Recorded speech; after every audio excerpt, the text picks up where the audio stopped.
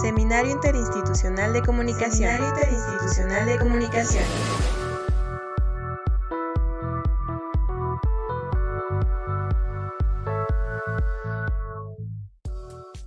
Ya está también en la sala la doctora Inesita Suárez de Araujo. Muchísimas gracias, Inesita, muy amable por tu gentileza, por tu calidez y por querernos compartir tus reflexiones que forman parte de todo el trabajo que has hecho durante muchos años. Acá pues somos un grupo joven de investigadores tanto en comunicación, provenientes de varias disciplinas, sociología, antropología, filosofía, y acá estamos tratando de abrir un espacio para la discusión. Entonces celebramos enormemente que nos acompañes y nos puedas compartir todo esto. Si me permites, leo tu ficha curricular y te cedo la palabra para no robarte mucho tiempo. La doctora Inesita Suárez de Araujo es comunicóloga, maestra y doctora en comunicación y cultura por la Universidad Federal de Río de Janeiro. Además, cuenta con un postdoctorado en Ciencias Sociales por la Universidad de Coimbra. Es investigadora en Comunicación y Salud de la Fundación Osvaldo Cruz, Instituto de Comunicación e Información Científica y Tecnológica en Salud, de la cual también forma parte del Laboratorio de Investigación en Comunicación y Salud. Es maestra y supervisora de maestrías y doctorados en el programa de posgrado en Información y Comunicación en Salud en la misma institución, coordinadora del Observatorio de la Salud en las Medias, coordinadora del Grupo de Trabajo de Comunicación y Salud de la Asociación Brasileña de Salud Colectiva, líder del Grupo de Investigación en Comunicación y Salud, coordinadora del Grupo de Trabajo, Comunicación y Salud de la LAIC del 2012 al 2018, y actualmente sus intereses se dirigen hacia la relación entre comunicación y desigualdad y hacia la decolonialidad del pensamiento y la descolonización de las prácticas comunicacionales. Pues Inesita, no te quito más tiempo, muchísimas gracias y adelante, dime en qué te puedo apoyar. ¿Vas a presentar algo, Inesita? Está apagado tu micrófono. Sí, voy a empezar sin proyectar después, por favor. Sí, gracias, Ismael. Muy buen día. Reciban todos mis saludos, mi abrazo. Y desde Brasil, entonces, saludo a todos los profesores y estudiantes que participan de este seminario. Me gustaría decirles lo cuanto me sentí honrada ao receber a invitação de professor Ismael para estar aqui com vocês.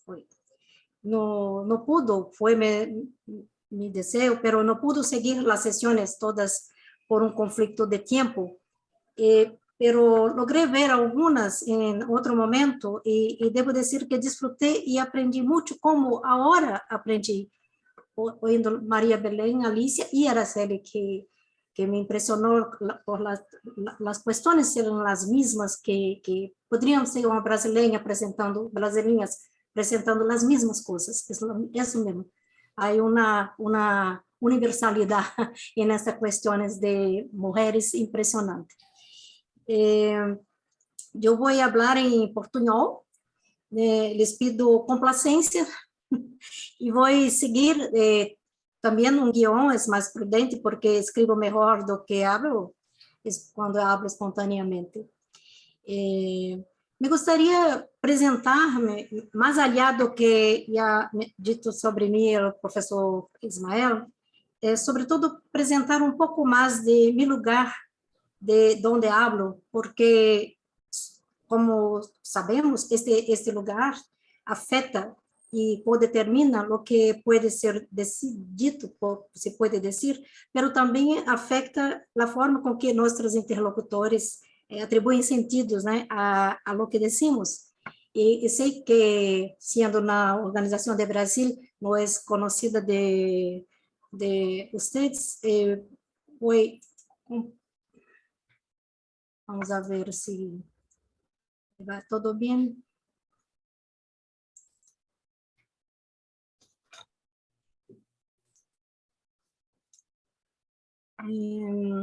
Empiezo apresentando uma instituição de pertenência, que é a Fundação Osvaldo Cruz, conhecida como Fiocruz.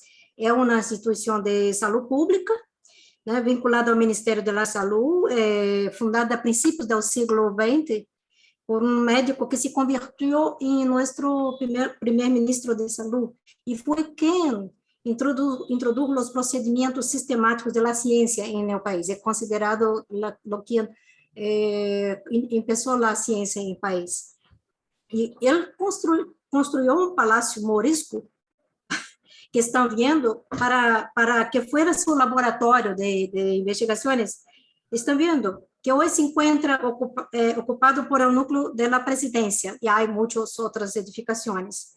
La Fiocruz é considerada uma das melhores instituições de saúde do mundo, e é uma das mais grandes, certamente. Está presente em grande parte do Brasil, e também tem um escritório em Maputo, capital de Moçambique.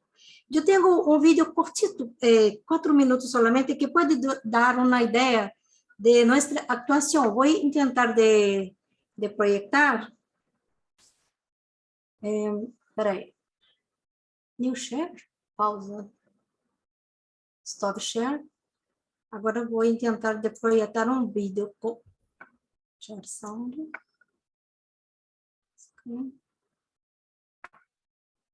Cadê o vídeo?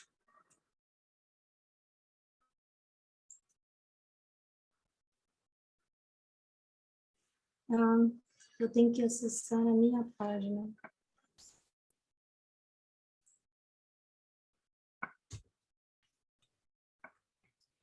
Não creio que estou me saindo. ¿Quieres que lo comparta? Sí, por favor. Okay, permíteme. Sí, como... Ya lo tengo.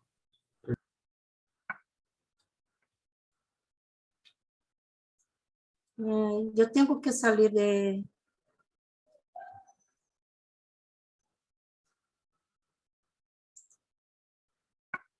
Pronto.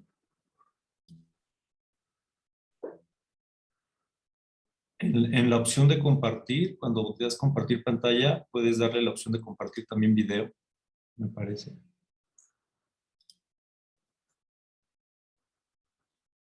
Sí, mi pantalla está, yo creo que descompartido,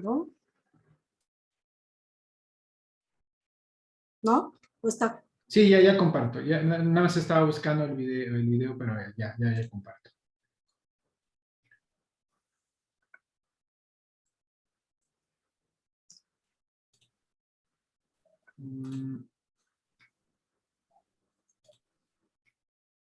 A ver si ya se puede, ¿ya se ve? Ya. Listo. Espero se escuche. Saúde, dever do Estado, direito à moradia, ao emprego, à educação, a um meio ambiente saudável, à água potável, ao lazer, à cultura, direito à voz e à paz, respeito à diversidade. Saúde para a Fundação Oswaldo Cruz abriga todas essas dimensões. É assim desde 1900, uma visão integrada da saúde, da pesquisa, ensino, assistência, informação, comunicação, memória, na promoção da saúde, na inovação, onde permanentemente pensam respostas para as necessidades da sociedade, onde se faz ciência e defesa da vida. Você pode até não saber, mas carrega a Fiocruz dentro de você. Desenvolvemos e fabricamos vacinas, medicamentos, biofármacos, testes para diagnóstico. Formamos pessoas no nível médio à pós-graduação. Realizamos pesquisas para superar ameaças da saúde, para diminuir o risco da enfermidade, para prevenir doenças e agravos. Pesquisas que beneficiam crianças, adultos e jovens. Uma instituição pública e estratégica, integrante do sistema público, uma rica história de contribuições. Presente de ponta a ponta no Brasil, onde cada trabalhador é um elo forte e ativo. Nela, ciência e saúde cumprem uma função social para o país e o mundo.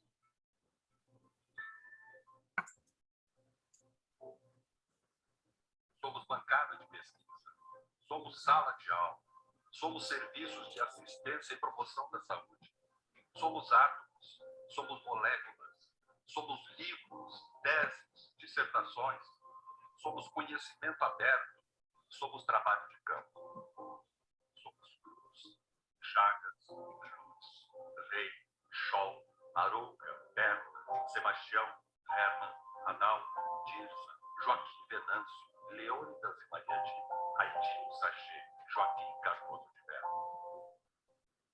Somos todos os nomes. Estamos nas matas, nos córregos públicos, na água que deve sair da boca, nos rostos das crianças vacinadas, nos passos firmes do caminho, nos olhos concentrados do profissional da saúde, daquele que lê, vê e acessa conteúdos qualificados, na mulher que exerce plenamente seu direito, no jovem que descobre as possibilidades do mundo, o gesto de amor.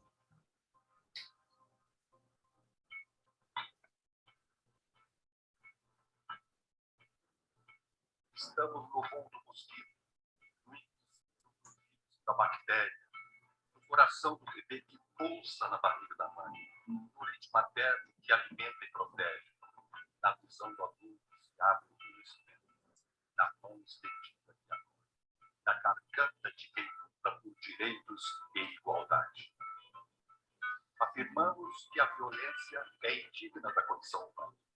Defendemos que o desenvolvimento sustentável é a única resposta para um mundo mais equilibrado e menos. Entendemos que informação e comunicação são direitos de cidadania que contribuem decisivamente para a paz. Acreditamos que o diálogo e o respeito entre os povos enobrecem as nações. Pés fincados na tradição, olhos voltados para o futuro. Somos patrimônio da ciência e da saúde, da humanidade, do povo brasileiro.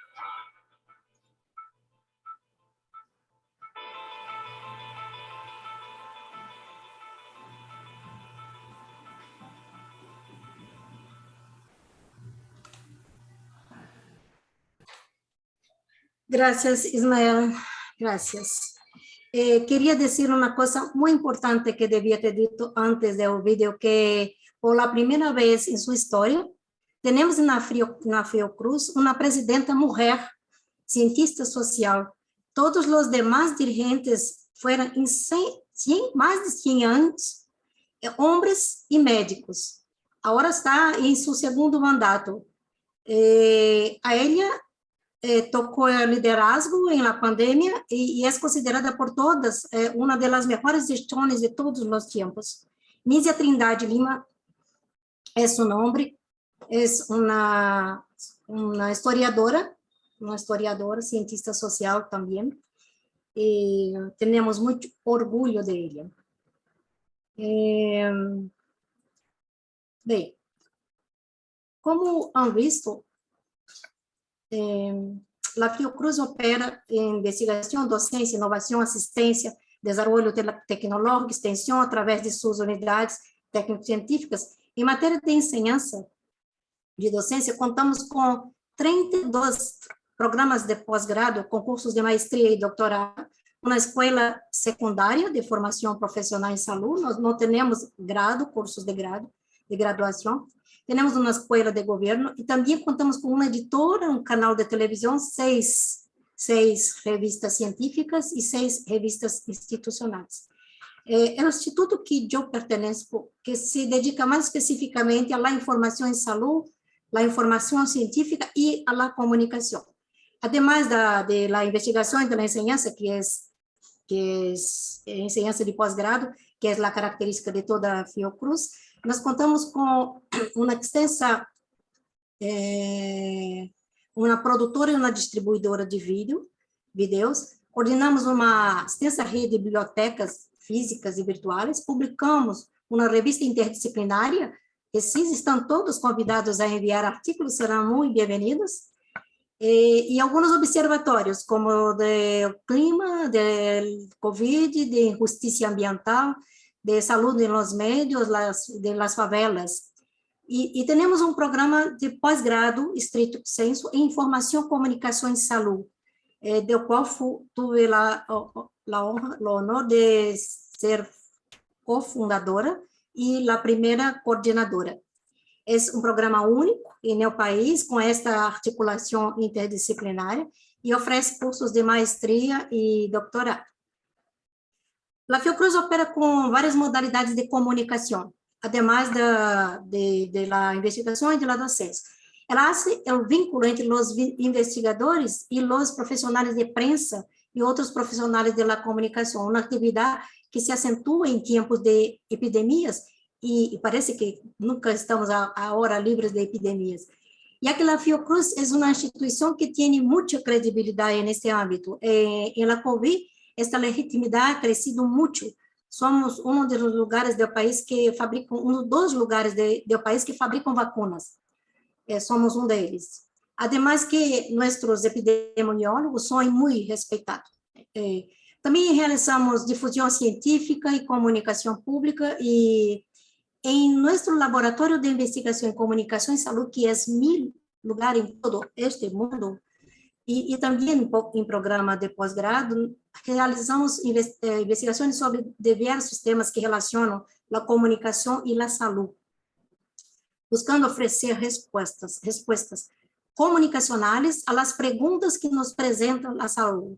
Así, nuestros objetos son los de la salud, pero delineados y abordados por su dimensión comunicativa.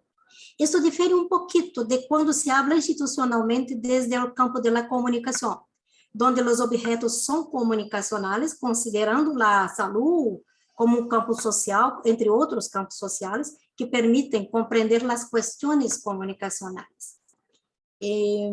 Esta diferencia es sutil, muy sutil, pero afecta el diseño de la investigación. Mi lugar discursivo también está vinculado a lo que llamo epistemología de la I. En otras palabras, el término comunicación y salud, que es como nos reconocemos, es un campo de interfaz e indica una forma específica de entender, actuar y establecer vínculos entre los dos campos que lo constituyen. Existe una diferencia entre esta denominación y otras similares, como la comunicación para la salud, comunicación en salud o en la salud. Estas diferentes formas de nombramiento se naturalizaron como equivalentes, pero nosotros argumentamos que no son equivalentes. Como es bien sabido, todo acto de nombrar es ideológico, todo acto expresa concepciones. Y en este caso de nombrar el campo, la forma pela cual se designa el campo privilegia temas, privilegia cuestiones, se refere a suas próprias agendas e estratégias. As outras formas de denominação enfatizam a dimensão instrumental ou utilitarista da comunicação, eles criam uma relação subordinada entre saúde e comunicação, e perdem de vista sua dimensão de campo. A comunicação é subalternizada por la saúde.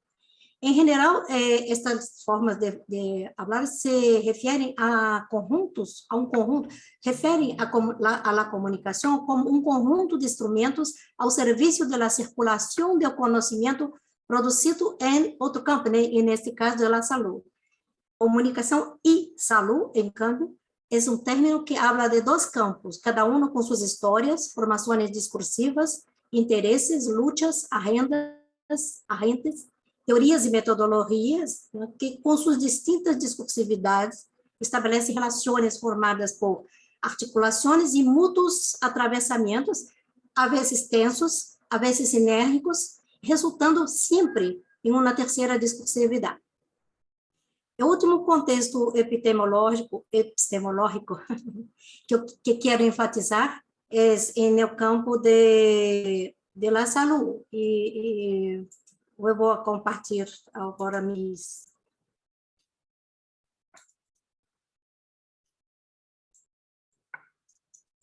Aqui tinha outro que não mostrei, pero nuestro belo palácio.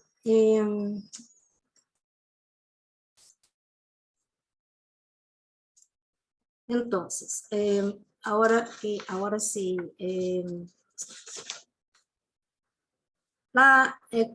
Quero enfatizar, então, que a saúde é objeto complexo, referenciado através de conceitos, aprendido empiricamente, analisável metodologicamente e perceptível por seus efeitos sobre as condições de vida de los sujeitos. Esta é uma definição deste pesquisador de la saúde, Naomar de Almeida Filho.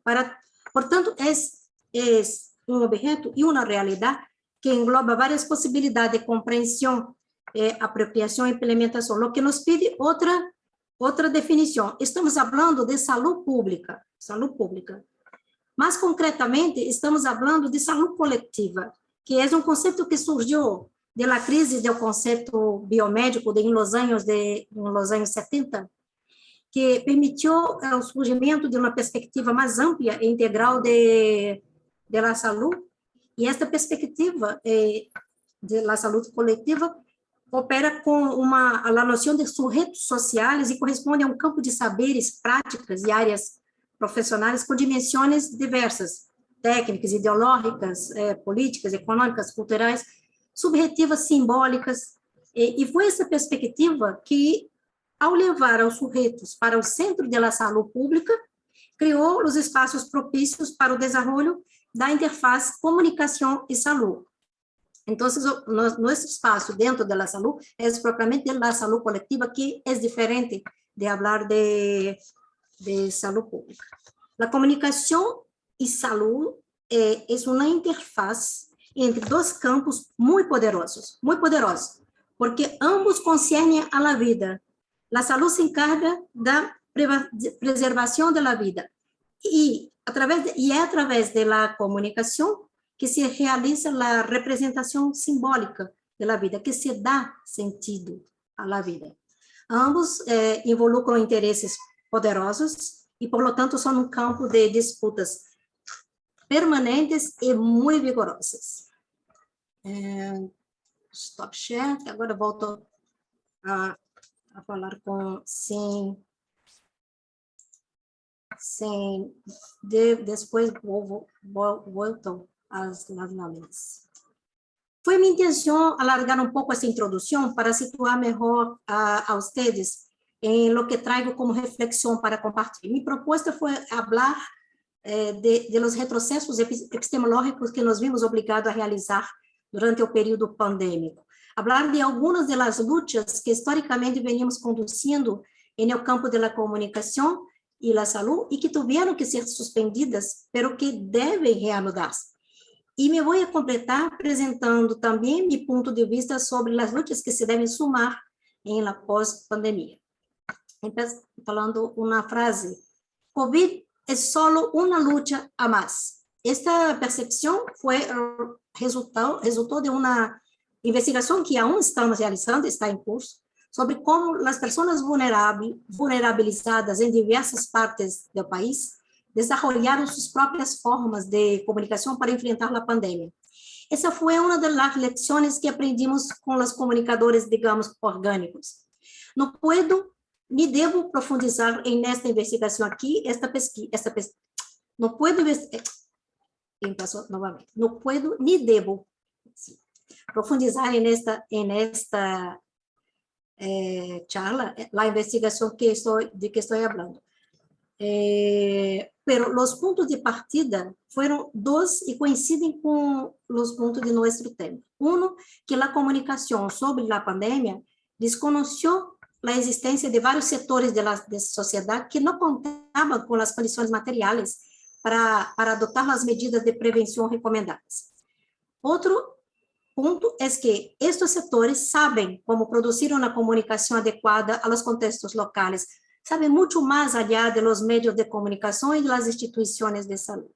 Então, para as pessoas que vivem em zonas desatendidas, negligenciadas, que se habla em português, por as autoridades públicas, a luta contra a Covid é uma mais que se ha superpuesto e agravado com outras lutas, como a luta contra o hambre, as drogas, a violência, por el empleo, muitas lutas. Perdón que te interrumpa, Inesita, perdón, me comentan aquí, perdón, es un colega Adriano, seguramente lo conoces, que si nos puedes compartir la presentación, si es posible. ¿Cómo?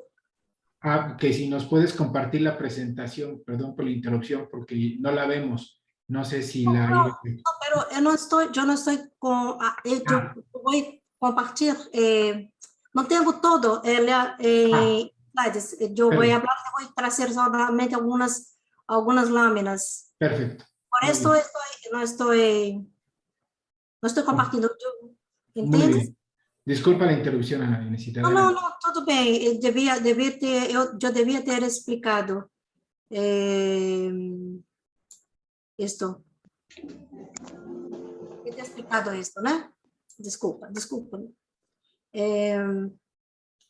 Entonces, si para estas personas la COVID es más una luta más común.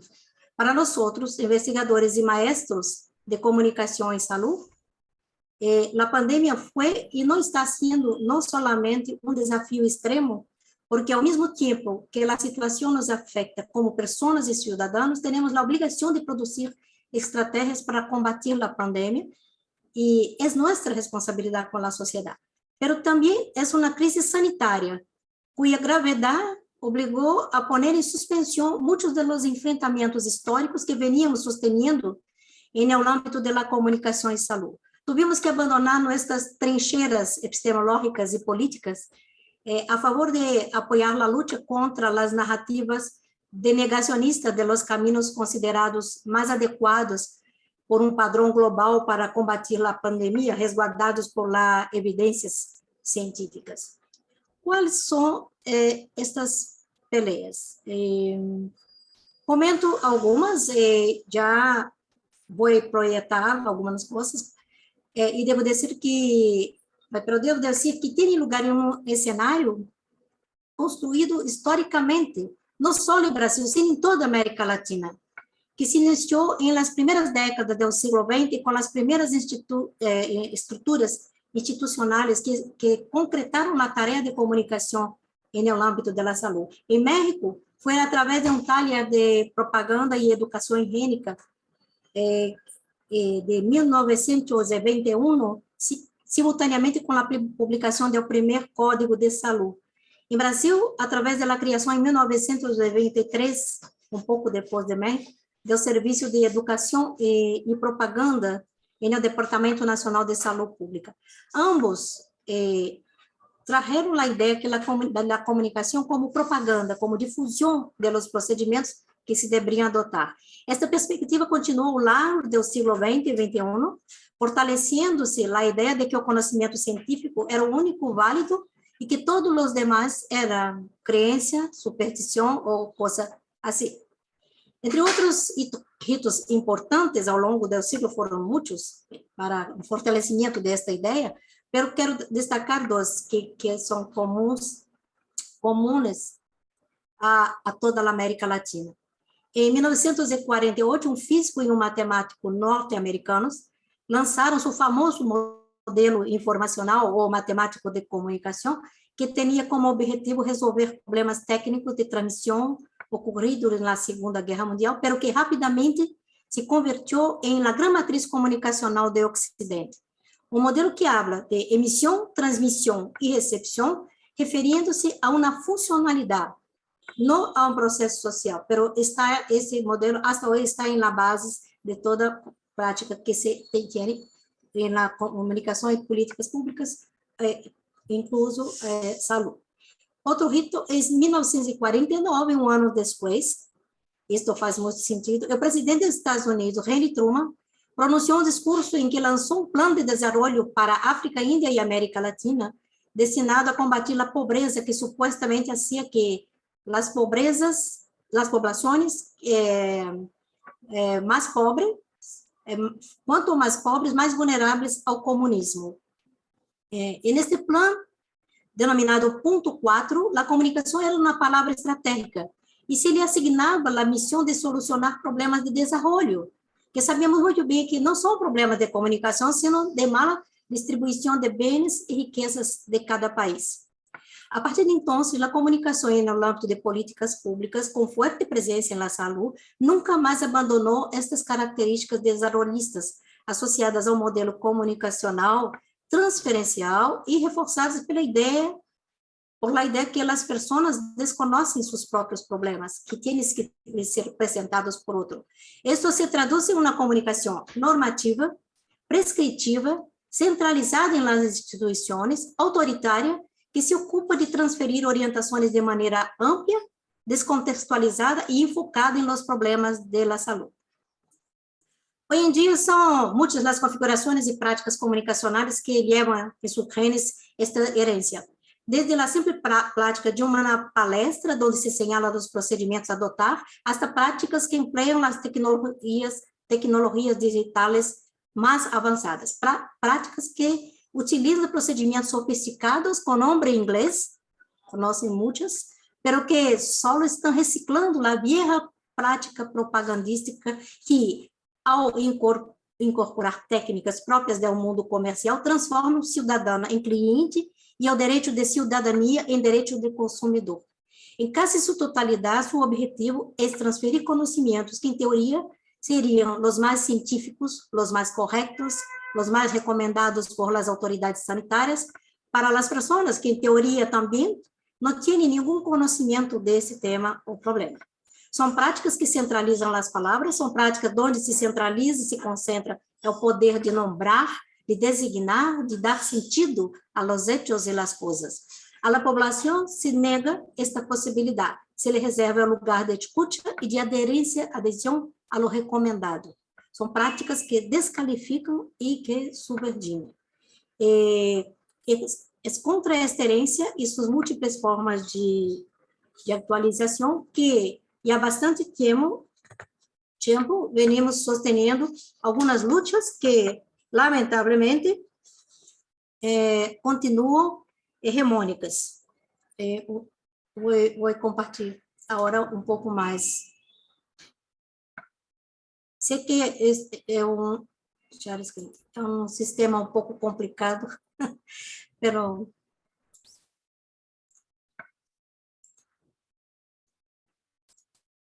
las luchas que sostenemos. La primera lucha es por una visión de comunicación que favorezca su dimensión procesual. La comunicación es un proceso social, es constitutivo y constituyente de las relaciones de poder, estruturante de outros processos sociais. Intentamos dar visibilidade a esta perspectiva, desarrollando e aplicando metodologicamente modelos de comunicação que la percibam como um processo reticular, multicêntrico, cujos interlocutores que operam desde diferentes contextos se situam em condições desiguais de produção, circulação e apropriação de bens simbólicos.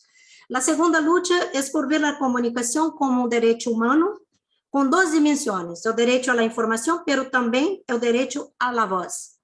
Como direito humano, e ha sido reconhecido por algumas organizações internacionais, pero caracterizado como um direito à informação. Sin embargo, como direito à voz, aún queda um grande caminho por recorrer. Está todo por hacerlo. A terceira luta é por compreender a relação entre comunicação e desigualdade. A comunicação como parte importante e inseparável do processo de determinação social da saúde. A relação entre a comunicação e a negligência, falta de cuidado em la saúde. A saúde pública tem uma vasta produção sobre a desigualdade em saúde. A saúde coletiva tem. Pero em nenhum lugar, em nenhum documento, em nenhuma tese, este marco considera a comunicação. E aquela visão predominante é a utilitarista. Se é simplesmente um conjunto de instrumentos, por que estar vinculada à produção da desigualdade? A quarta luta é contra a prerrogativa da ciência como única e legítima titular do direito de produzir conhecimento, que considera inválida as epistemologias que emanam de outros campos e setores da sociedade. Este discurso, que é uma forma de exercício do poder, ha sido questionado durante muito tempo pelas ciências sociais e humanas, que também estão excluídas do campo científico por las versões mais radicais deste campo científico. A quinta luta é subsidiária à anterior, contra a exclusividade do conhecimento biomédico frente a outras formas mais multidimensionais de pensar sobre a saúde. A sexta e última luta ocorre contra a visão acrítica da promoção da saúde, que faz com que ela seja considerada um ideal a alcançar a todo custo e invisibiliza os conceitos subyacentes e as práticas resultantes que reforçam o modelo desenvolvista da comunicação. Surgida como recomendação internacional tras a Conferência Mundial da Saúde de 1986 em Ottawa, Canadá, como conceito estratégico, a promoção da saúde se ha convertido em uma verdadeira política de controle estatal de los cuerpos através da gestão constante e intensiva da categoria risco. Sua dimensão normativa individualizante prevaleceu e minimiza ou borra o processo de determinação social da saúde, silenciando sobre a dimensão coletiva, social, cultural, política das enfermidades e responsabilizando a los indivíduos por sua saúde. Desculpe-me, vou interromper outra vez. Pero chegou a pandemia. A aparição da pandemia trajo consigo uma situação que, se não era nova como prática, era nova em seu hiperdimensionamento. A comunicação e a saúde passaram a ter uma centralidade absoluta em um cenário de ferozes batalhas políticas e simbólicas. Um minuto, só que...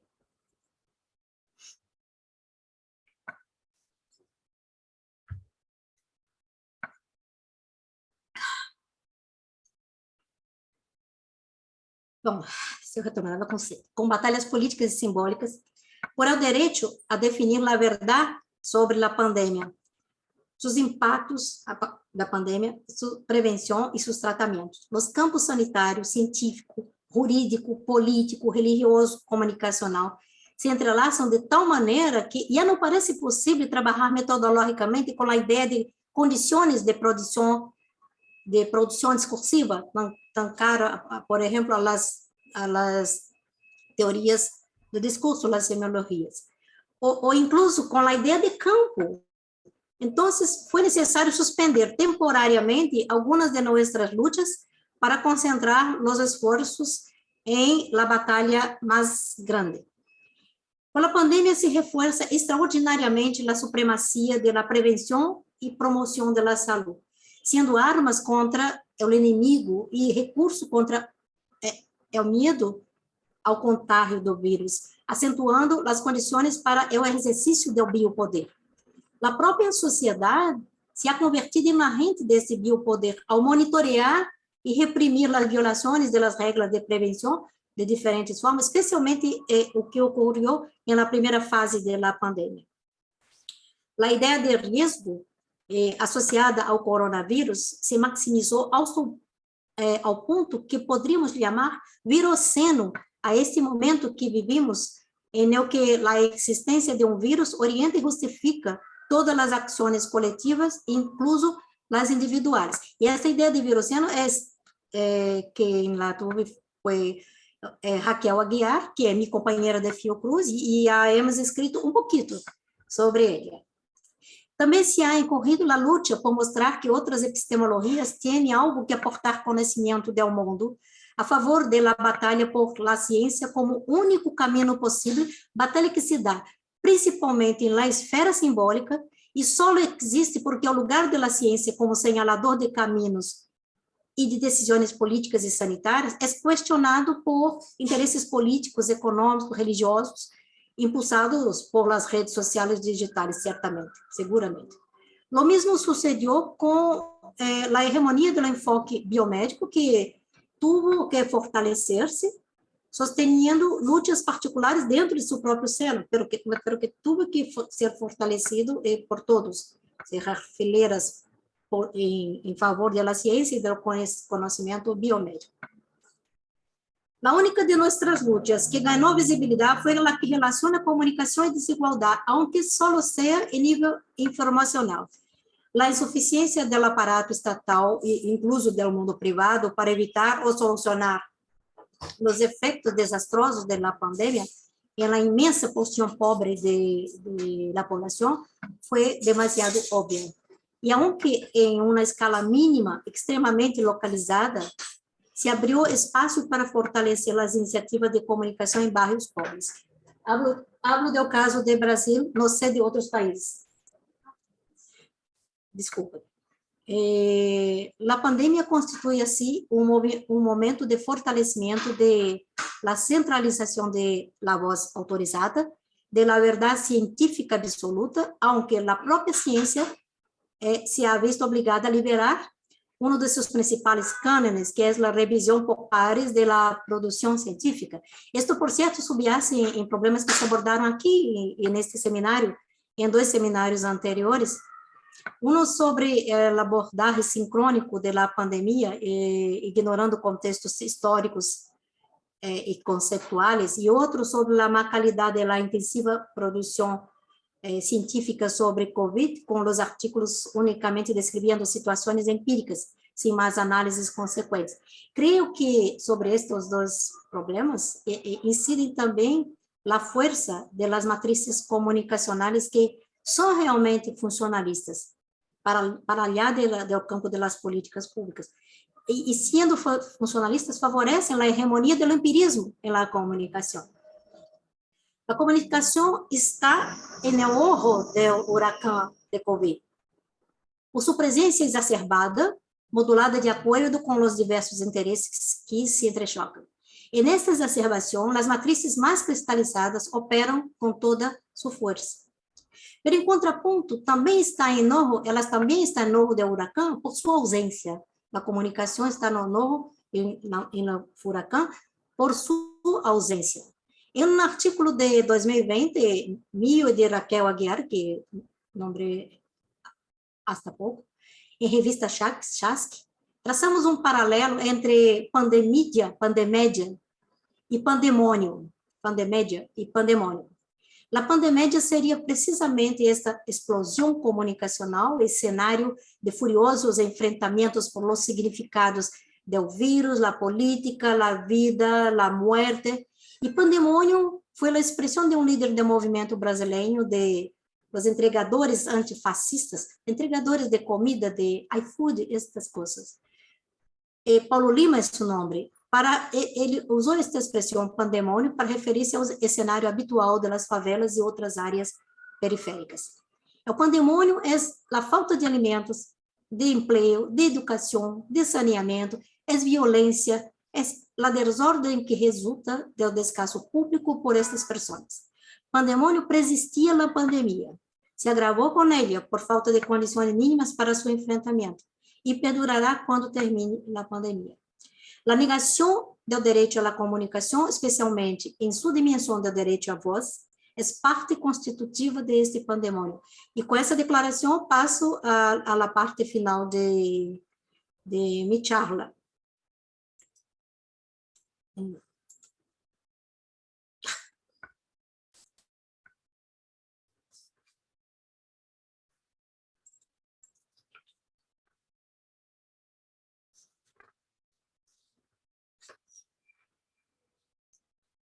O que fazer a partir de agora? Nesse momento, na agenda de los medios, a pandemia deu passo a outras agendas, como os problemas climáticos, os eventos globais, a Amazônia, as próximas eleições em Brasil, as atuais eleições em América Latina, incluso a vacunação já não mobiliza, quase se ha vuelto ao normal. Las secuelas se anunciam como uma agenda no futuro próximo. Em Brasil, a interseção de los campos político e sanitário foi muito importante para mantener la pandemia en la agenda mucho tiempo, pero ahora ya no ocupa un lugar tan importante. Tenemos mucho que reflexionar, que aprender sobre lo que pasó, sobre lo que está pasando. Los problemas se presentan y se sobrepasan. ¿Hasta cuándo tendremos que olvidar los límites de la ciencia? ¿Cuál es la forma más segura de contrarrestar los abusos del poder de la ciencia y sus agentes, garantizando al mismo tiempo la fiabilidad de su legado? ¿Cómo enfrentar una epidemia sin fortalecer visiones limitadas de la salud, prácticas de comunicación autoritarias y verticales? Algunas cosas las aprendimos, no sin sufrimiento. O no las hemos aprendido todavía, simplesmente nos ha impactado por sus evidencias, como la de que no hay lucha contra ninguna epidemia sin el derecho de hablar. Nos inspira y anima la aparición en algunos lugares y sectores de voces subalternadas y poderosas que antes no se habían sido escuchadas. Paz sin voz no es paz, es miedo. Es miedo. Paz sin voz no es paz, es miedo. Esta frase foi tomada de uma canção chamada Minha Alma, ou La Paz que no Quero, do grupo brasileiro Rapa, e me permite dizer com eles, não há paz sem voz. La chamada comunicação por la paz, uma vertente muito interessante de investigação, de estudos, tendrá um alcance limitado se a superação da desigualdade não se fijar como um eje estruturador de suas reflexões e propostas. Nenhum cambio de linguagem, por exemplo, a linguagem bélica que usamos muito nesse universo epidemiológico, batalha, luta, confrontação, enfrentamento, né? Nenhuma linguagem resultará satisfatório se não se considera a desigualdade no direito à comunicação. Não há paz onde há desigualdade. Não se pode lutar contra a desigualdade se não se compreende que o direito à voz é parte de esta situação. Não há paz sem voz. Isso é importante. Necessitamos estabelecer outra forma de ver e fazer a comunicação, uma ruptura instituinte à maneira de mexer do setor, que não suponga borrar as huellas da experiência e o conhecimento acumulados, sino reorientar o esforço intelectual hacia a compreensão de seus limites, questionar esses limites, estabelecer princípios que permitam outra forma de mirar e, em consequência, de actuar. Há 25 anos, propus esta ruptura e lo que produz uma tese de maestria e um livro se chamou La reconversión de la mirada. Pero esto, reconverter la mirada, é um processo que não cessa. A búsqueda por compreender quanto hemos heredado las lógicas, epistemologias e teorias que sustentam o mantenimento das igualdades sociais, partindo do suposto da superioridade de uns sobre outros, enquanto sua capacidade de ter, produzir, comunicar ou desfrutar do conhecimento, esta búsqueda não cessa. A pandemia, especialmente a pós-pandemia, nos obriga a pensar neste cambio que devemos fazer. Penso que se trata de cambios epistemológicos e metodológicos, e dois deles me parecem inevitáveis e incontornáveis. Um, em âmbito metodológico,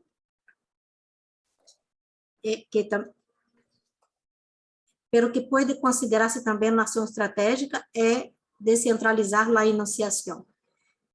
Isto em outras palavras, fomentar que se escutem as vozes que hoje são ahogadas por as vozes das instituições e de los grandes meios de comunicação. Não se trata de ignorar a desigualdade, de produzir e fazer circular seus discursos, já que assim bastariam as facilidades que traz a internet. Descentralizar a enunciação implica, por exemplo, descentralizar recursos materiais e financeiros a los equipos de produção locais para que os comunicadores orgânicos não só atuem, sino que também capacitem a outros comunicadores comprometidos com os contextos e demandas locais. La descentralización apunta hacia una semiología de las desigualdades que contemple las diferencias y desigualdades de los actores sociales y sus condiciones de producción enunciativa. El otro camino es de orden epistemológica que llamaré descolonizar los sentidos de la salud, de la comunicación y de la comunicación en salud. Sentidos que son conformados por matrices ya tan antiguas, tan persistentes y tan contrarias a una sociedad plural, democrática y equitativa.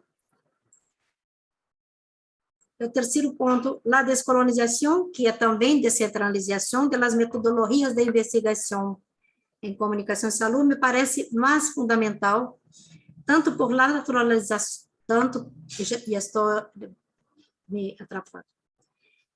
por la naturalização da ideia de neutralidade dos procedimentos metodológicos, como porque em la metodologia é onde se encontra a maior produção de concentração do direito à palavra, com a consequente subordinação do discurso do outro. Descolonizar e descentralizar a metodologia implica reconhecer a competência do discurso de aqueles que chamamos sujeitos de nossa investigação e a quienes atribuímos unicamente competência empírica. Reconhecer uma competência analítica em eles é o salto del gato. Vamos de novo na minha brincadeira. Okay. Necessitamos urgentemente revisar. Um minuto, que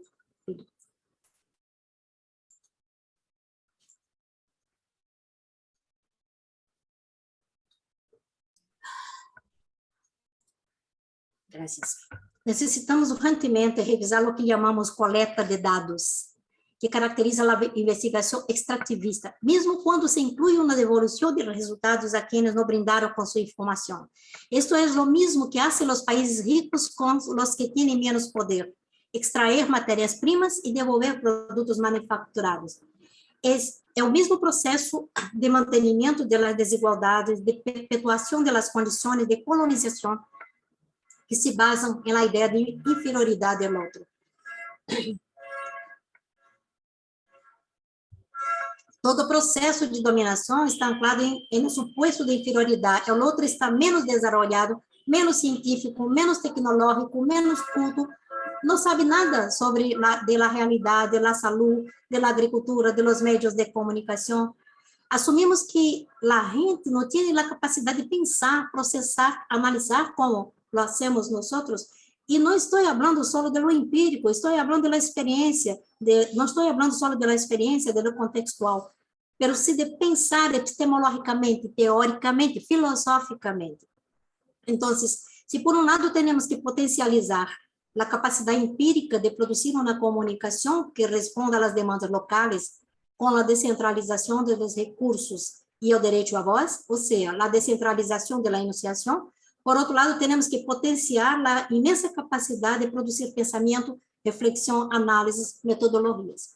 Superar perspectivas monotópicas à maneira de Walter Mignolo, praticar desobediências epistêmicas, ir em contra da hegemonia, buscar práticas de comunicação e investigação que trabalhem a favor da redistribuição do poder de hablar e ser tenido em conta. Nada de esto é novo, nada é novo. Pero hay que retirarlo, porque la fuerza de los modelos de pensamiento y acción en comunicación es inmensa. Sobre todo porque, como la comunicación y la salud son campos de feroces disputas, involucran intereses que van más allá de su estricto dominio. La economía política de la comunicación lo sabe bien de esto. Termino compartiendo con ustedes las preguntas que hago a mí misma. Quais são os horizontes epistêmicos atuais? Esta pergunta pede outras. Que lutas se sostêm que continuam reclamando atenção na solução? Que novas lutas se superpõem? Como se relacionam as novidades, as tecnologias, os conceitos, as novas demandas com as antigas? Creio que aqui, assim, perguntando, podemos seguir traçando, delineando horizontes. Pero horizonte é uma ideia de futuro assim que la reformulemos. quais são os horizontes epistêmicos imediatos, aqueles que já não podemos posponer. Talvez esteja ali, tão cerca de nós, de outro lado da calle. Há que ter ojos para ver. Estes são os ojos que nunca me canso de buscar. E acá termino minha charla e agradeço muito por a escuta e convido todos à interlocução, que está meu contato inteiramente aberta à interlocução hoje e todos os outros dias. Muchísimas gracias, Inesita. Vaya planteamiento tan potente que nos acabas de compartir. Vamos a escuchar, bueno, hay algunos comentarios aquí que voy a ir leyendo y eventualmente yo trataré de al final hacer algunos comentarios, algunas preguntas que tengo para ti, Inesita. Pero bueno, voy a comenzar también con algunas preguntas que han ido haciendo. Bueno, Gom Deni dice, la doctora Alicia Sarmiento en su presentación comentaba algo acerca de que el gobierno actual no abría mesas de diálogo para escuchar colectivos feministas. La pregunta es, ¿cómo hacerse escuchar como colectivos feministas o ciudadanas frente a gobiernos carentes de voluntad para transformar la situación de violencia hacia las mujeres y violencia de género? No sé, Belén, Alicia, Itzel, está ahí la pregunta. Adelante. Ok, bueno, muchas gracias, Ismael, gracias por la pregunta, ¿no? Bueno, a ver, yo ahí lo pondría como dos cuestiones, ¿no? A lo mejor una precisión en lo que yo he externado. Yo creo que las organizaciones y colectivos feministas han sido efectivos en hacerse escuchar, ¿no? Pese a todas estas condicionantes, pese a todos estos esquemas autoritarios, verticales, ¿no? Ha habido efectividad en la escucha, y de ahí los logros que debemos reconocer a los movimientos feministas a lo largo del mundo, a lo largo del territorio nacional concretamente, y creo que en eso sí hay eco. Lo que yo precisaba en la exposición es la necesidad de pasar de esa, digamos, presencia en el espacio público, ¿no? Y en ese espacio público que además hay que decirlo, el hecho de que ahí están las organizaciones y colectivas a través de diversos canales, pero sobre todo los que nosotros hemos revisado, que son a través de las redes sociales, implica que hay un espacio público, que hay cierto fortalecimiento de este espacio de diálogo, de conflicto también, de encuentro, de enfrentamiento, de pugna.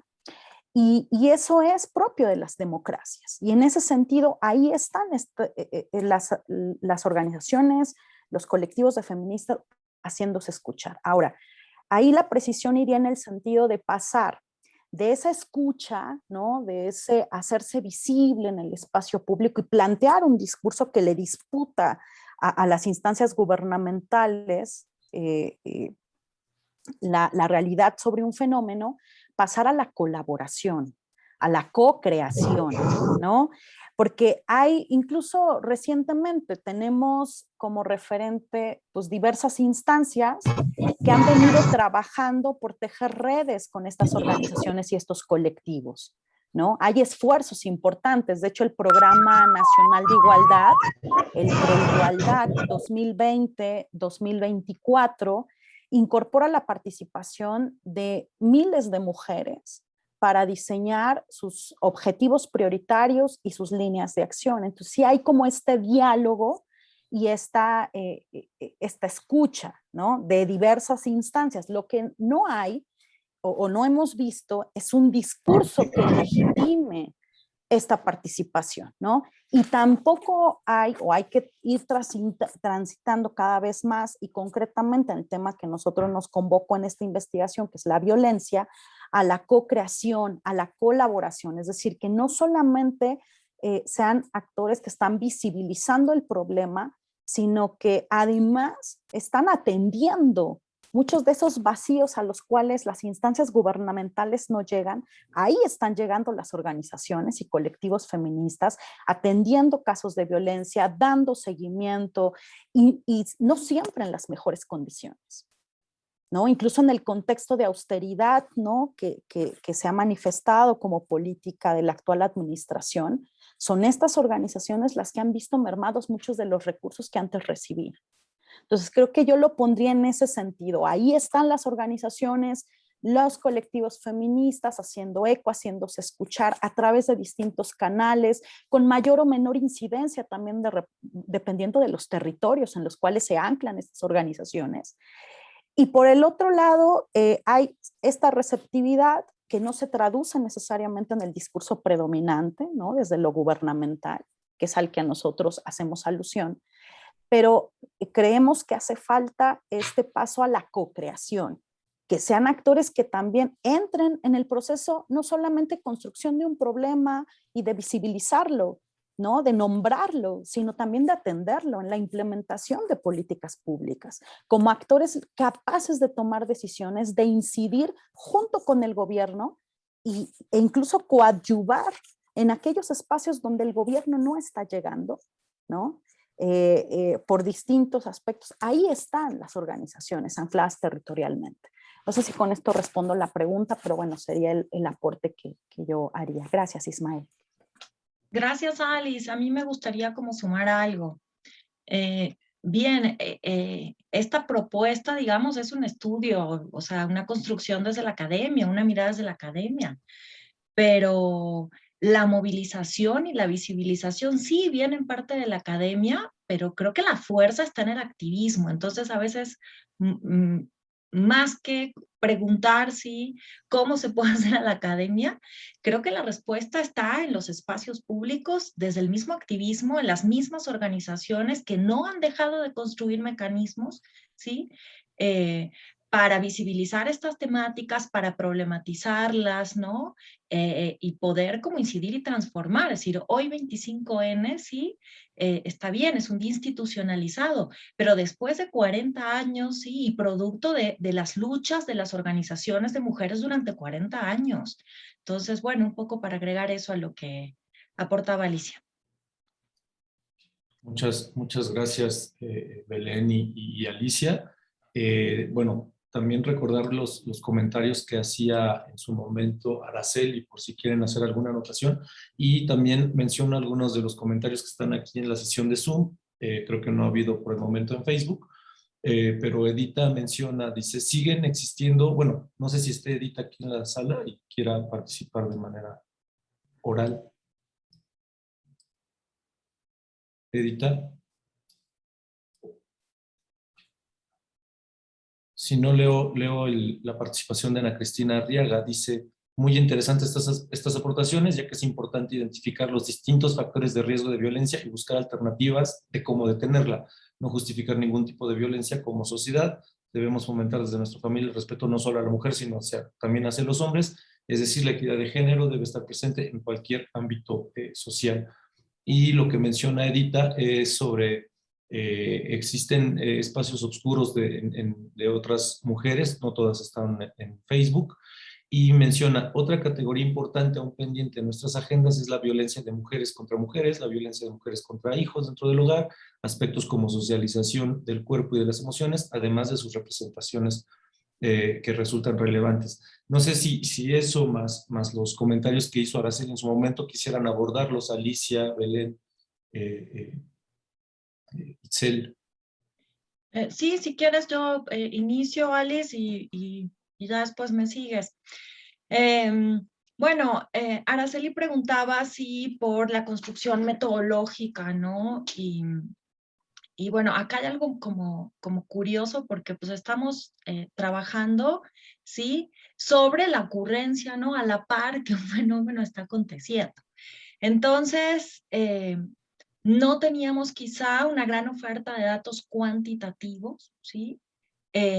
pero contábamos con datos cualitativos de estas investigaciones que yo creo que encendieron el foco, sí, junto con la pandemia, ¿no? Y empezaron a trabajar a la par que la pandemia transcurría y que este fenómeno de la violencia de género contra las mujeres, ¿no? Iba encendiéndose en los espacios públicos justamente, ¿no? Por el accionar de estas organizaciones y de este activismo.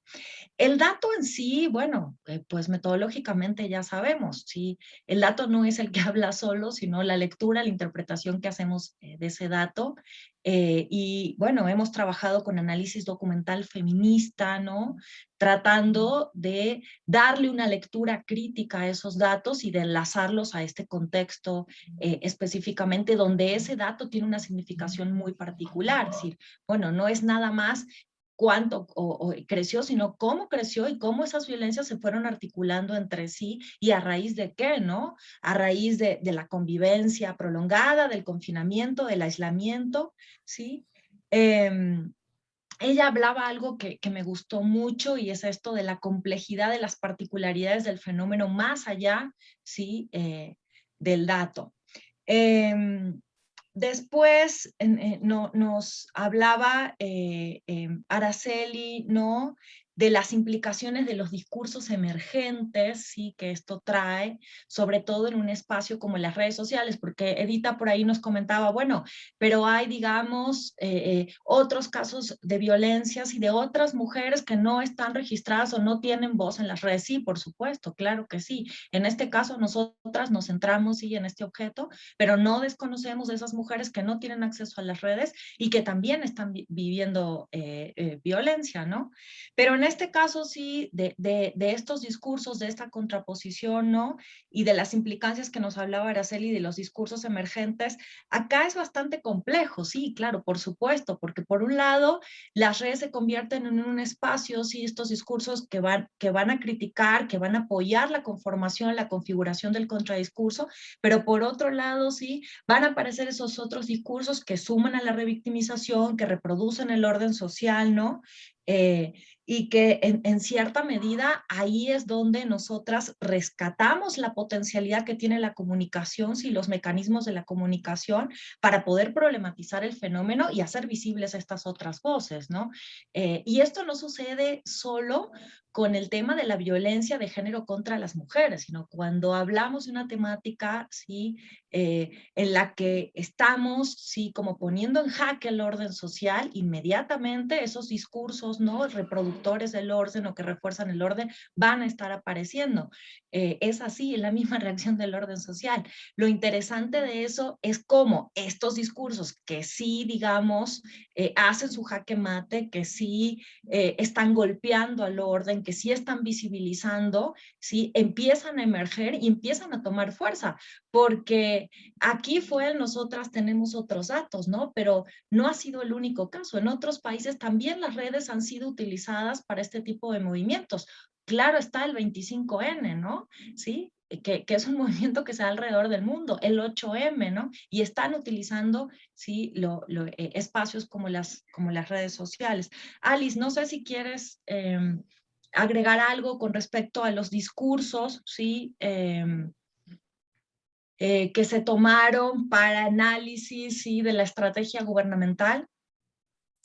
Sí, en este caso, igual para clarificar, hemos tomado nota de lo que muy puntualmente nos ha señalado Araceli, lo agradecemos, ¿no? Es parte, creo, del ejercicio. La idea justamente era contrastar como en el marco de la estrategia que diseña el gobierno para atender esto, cuál es la respuesta que da el gobierno, el discurso que la enmarca, que a veces también es contradictorio, ¿no? Y eso genera ruido. O sea, por un lado, si uno se va a los documentos oficiales, hay como un reconocimiento del fenómeno, pero el discurso que enmarca y en el cual se presenta la estrategia, que es el dominante, ¿no? Mediáticamente, es contradictorio. La diluye, ¿no? Como, no la negativa al reconocimiento. Esas contradicciones, ¿no?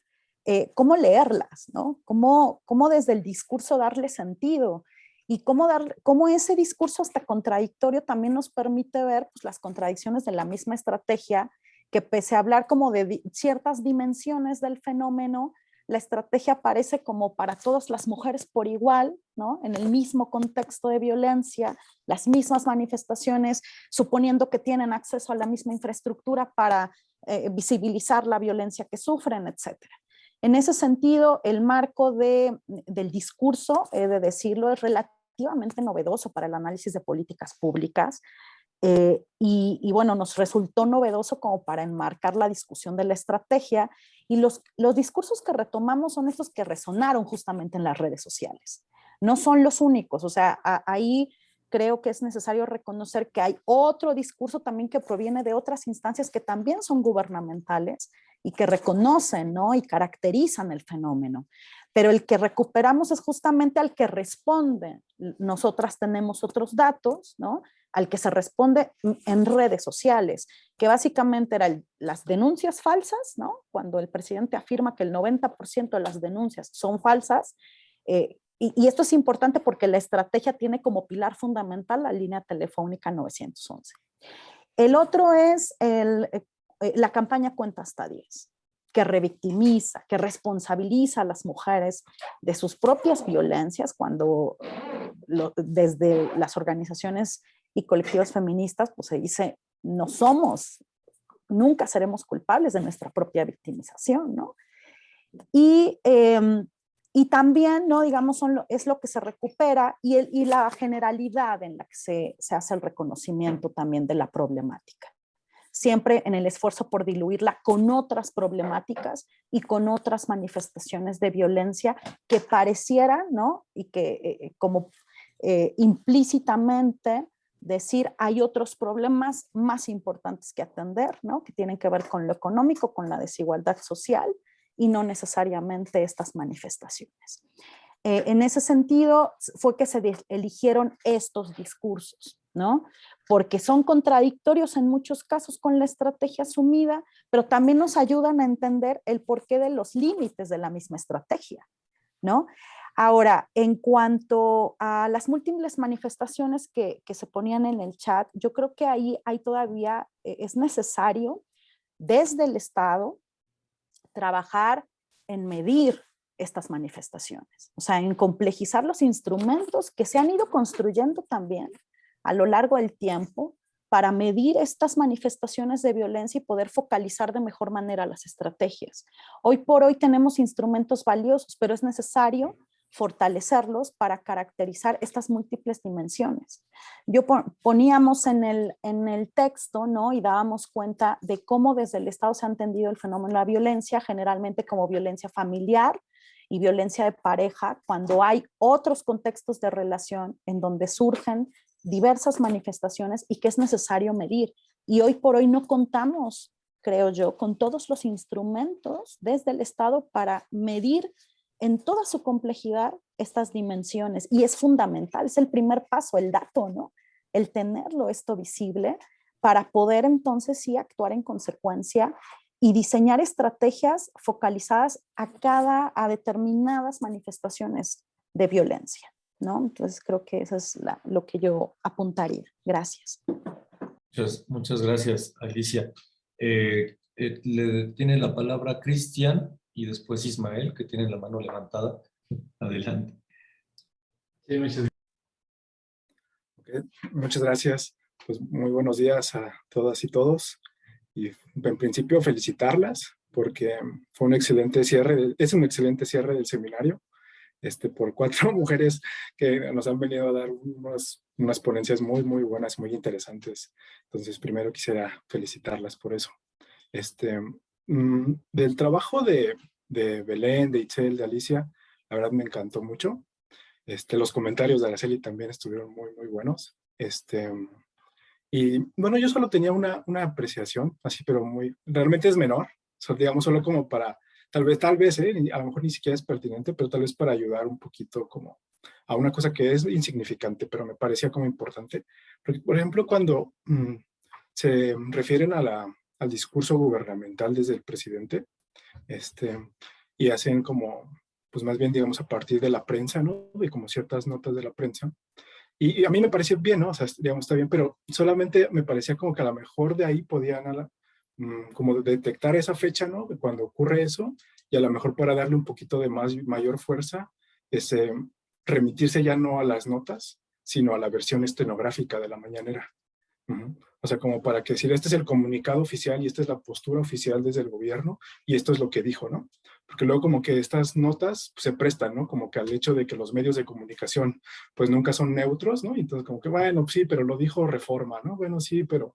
Entonces, nada más ese detallito que a lo mejor creo que les podría ayudar como a darle una fuerza, porque realmente no va a cambiar, ¿no? O sea, las palabras más o menos son las mismas, pero se enuncia distinto, ¿no? Desde la versión de la mañanera ¿no? Del presidente López Obrador se comentó esto, ¿no? Y entonces ya creo que se ve más fuerte eso, ¿no? Bueno, y felicitarlas, ¿no? Nuevamente.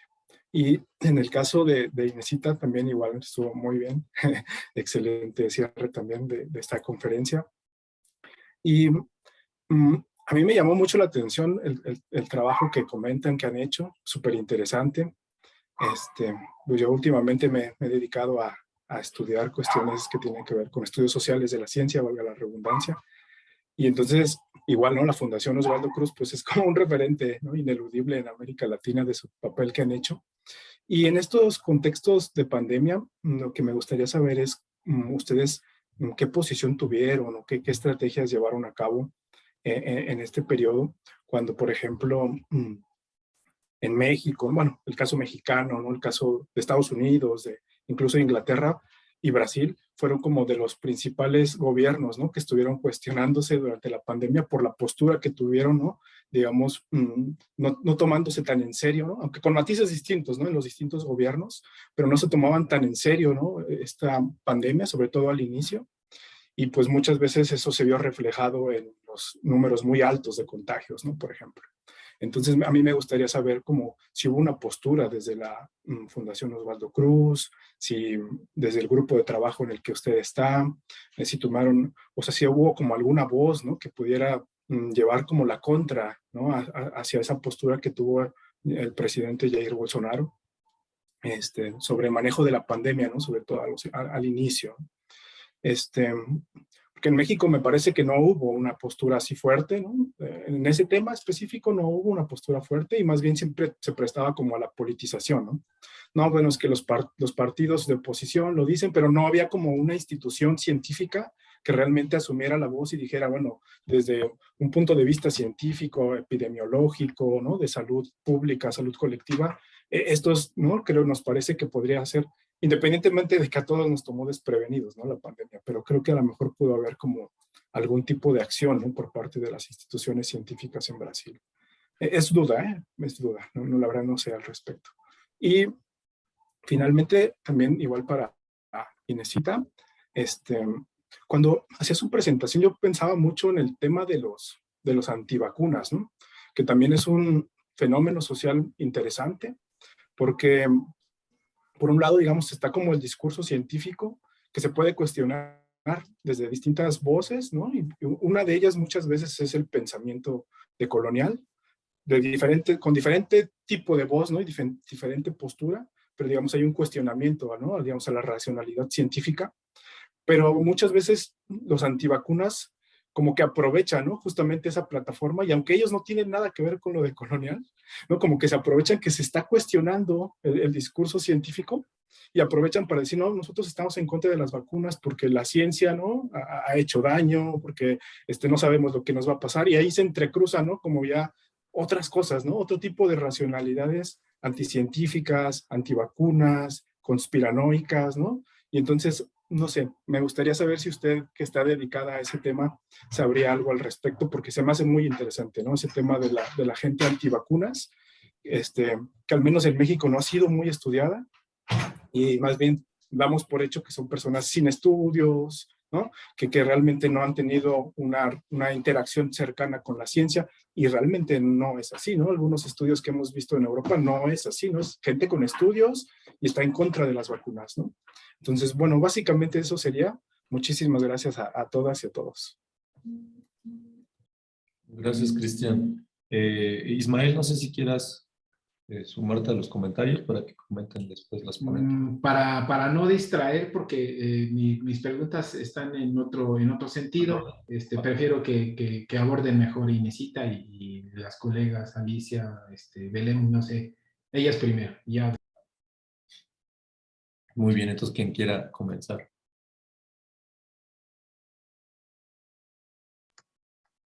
Bueno, Cristian, muchas gracias por tu aportación. De hecho, pues sí estuvimos checando lo de la mañanera. El trabajo, digamos, de recopilación y análisis documental para esto es muy arduo, ¿sí? O sea, no solo para mañanera, sino para todo. Y sí, sin duda debemos como profundizar, ¿no? en esta tarea de ir cotejando, ¿sí? Lo que encontramos en los medios periodísticos con las mañaneras, entre sí también otras tareas que tenemos pendiente, y es, por ejemplo, abordar el discurso de Twitter, que en este momento quedó afuera y que también es necesario incorporarlo. Muchas gracias, Cristian.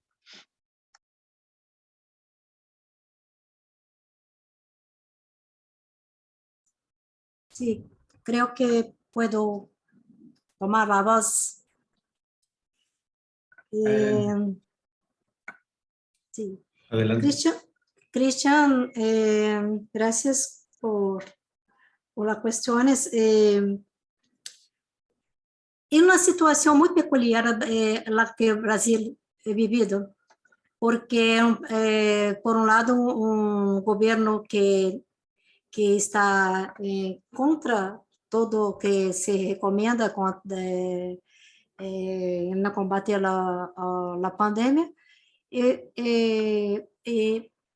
pero un gobierno que no tiene mucho apoyo, un apoyo mayoritario en el país.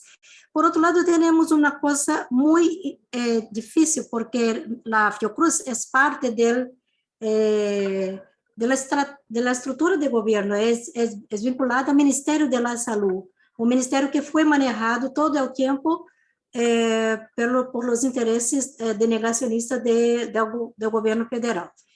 Pero mismo en el ministerio y mucho en la Fiocruz, hubo espacio para una postura diferente. Todo el tiempo hubo negociación, muy delicada, pero negociación. El gobierno necesita de Fiocruz, es como yo digo, uno de los dos lugares que fabrican vacunas. Y lo otro lugar es adversario de un Estado, adversario político del presidente. Entonces, la Fiocruz central es una pieza central para toda la pandemia. Tiene capacidad de producción de vacunas, tiene una gran credibilidad perante la población, tiene una producción de pesquisas sobre las epidemias, y tiene una gran cantidad de epidemiólogos muy respetados. Entonces, Fiocruz consiguió y tiene un aparato comunicacional importante. La prensa toda está en la Fiocruz todos los días, esperando que se tenga la noticia más reciente y todo. Entonces, por esta condición que le dio buenas condiciones de negociación, una negociación que fue conducida muy bien por nuestra presidenta, la Fiocruz fue la parte del ministerio fuerte que defendió todos los procedimientos recomendados globalmente por la vacuna. Entonces, no hubo problema en ese punto. Toda la estructura está todavía movilizada en torno de la pandemia. Todo el aparato de producción de información científica, de producción de información en salud, todo esto está todo en plena operación, pleno funcionamiento, y no hay tenemos uns ataques frecuentes de todos los partidarios del presidente, pero esto no impidió, hora nenhuma, en momento ningún, que la Fiocruz continuasse trabajando en el sentido que se esperaba. Pero siempre fue un proceso de negociação, né?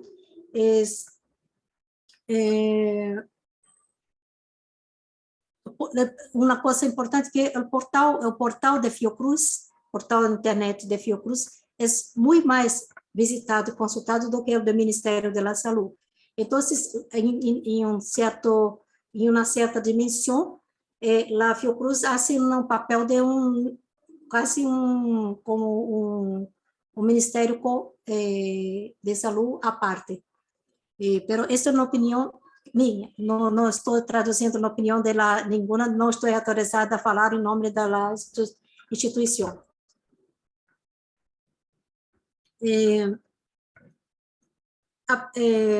Quanto aos grupos de antivacuna, é muito interessante sua pergunta, porque estes grupos, eles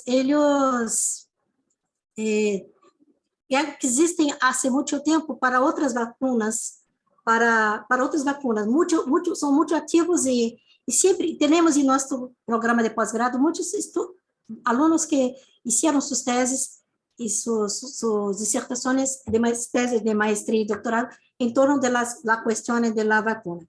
Pero uma coisa lo que se pode pensar antes da pandemia e outra em la pandemia. Antes da pandemia, por exemplo, eu vou falar de minha situação como investigadora.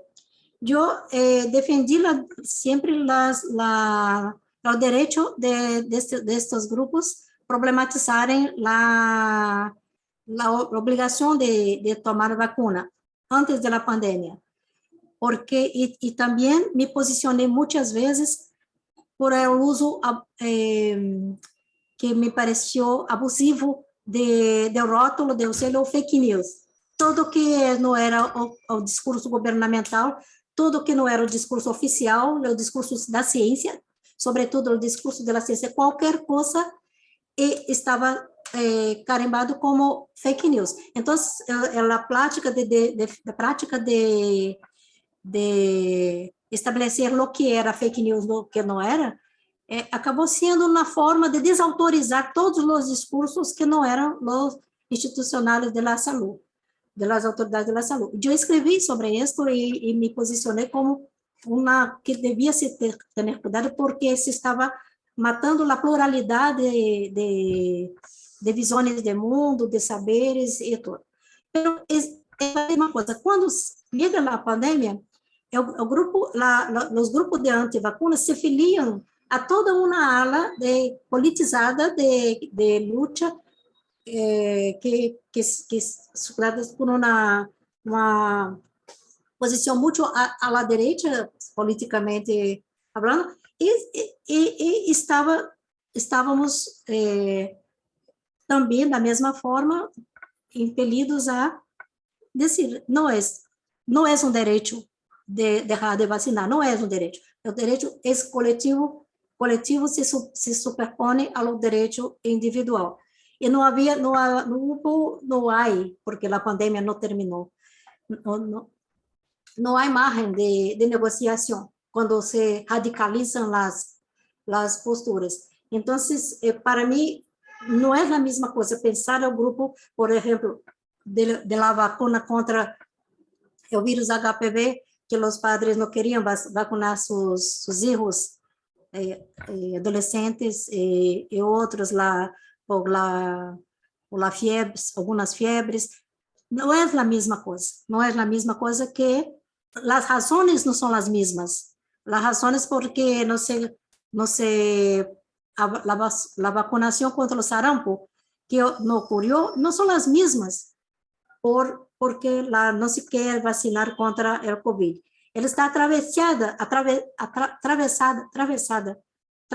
pelo campo político e muito pelo campo religioso, que em Brasil, na situação do Brasil, não se separa do campo político. O campo religioso está de tal forma imbricado com o campo político que não se sabe quando é um, quando é outro. Então, esses atravessamentos e esses comprometimentos cambiam a situação. Mas eu incluiria as lutas pelo direito a decidir se querem ser vacinar ou que se querem vacunar ou se querem una persona ser considerada enferma o no, esta lucha está en suspenso también hasta que termine este infierno de la COVID. Creo que es esto que podría decirte ahora.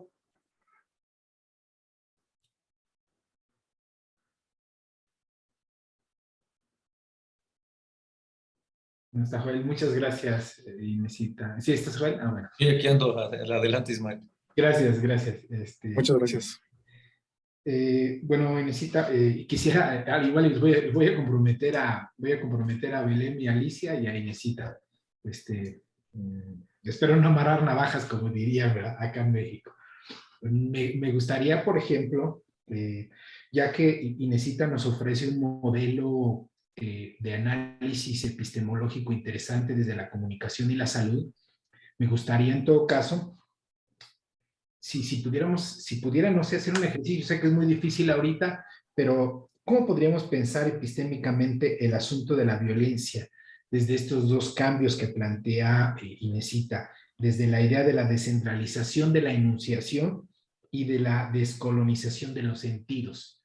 Me parece interesante que podría ayudar en todo caso a pensar, porque bueno, hay una violencia estructural que se sobrepone a todo esto que ustedes han planteado. Esa es la primera para las tres, para las cuatro, pues, justo con Itzel. Y la segunda, básicamente, es dirigida a Inesita. ¿Qué tan cerca está, Inesita, la idea de Freire de tomar la palabra como proceso de concienciación y eventualmente de transformación de esto que tú comentas al momento de tomar la voz, de tener la voz? ¿Hasta dónde, qué tan lejos, qué tan cerca está este planteamiento tuyo de Freire de la concienciación?